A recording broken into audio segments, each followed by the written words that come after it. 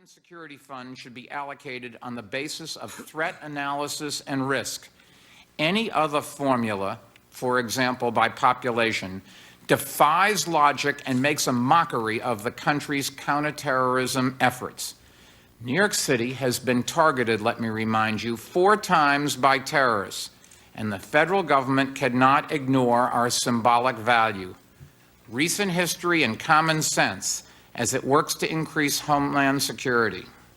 To argue that most other cities have comparable threats is just ridiculous.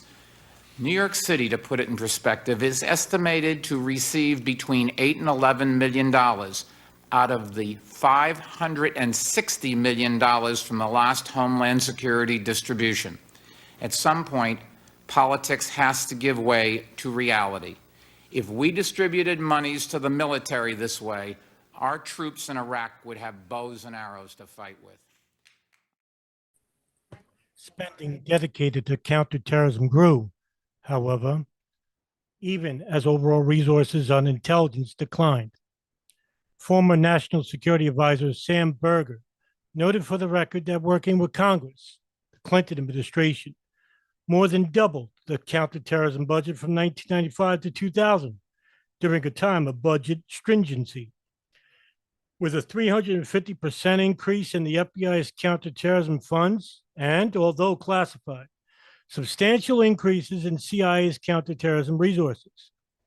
Information from the CIA's chief functional officer shows that funds appropriated to the Counterterrorism Center increased from fiscal year 1992 to fiscal year 2000, excluding supplemental appropriations.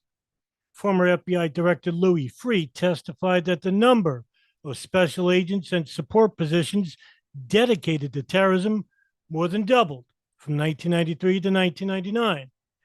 To achieve these increases, the intelligence community shielded counterterrorism programs from budget cuts and, as the terrorist threat grew, increased the number of personnel and the amount of resources dedicated to counterterrorism. However, despite this relative increase in resources, there were no massive increases before September 11, 2001. Chart number 1 described the overall trend in the intelligence community budget dedicated to counterterrorism before September 11, 2001. But another chart showed in the decade before September 11th, direct spending on counterterrorism throughout the community roughly quintupled in a time of tight budgets.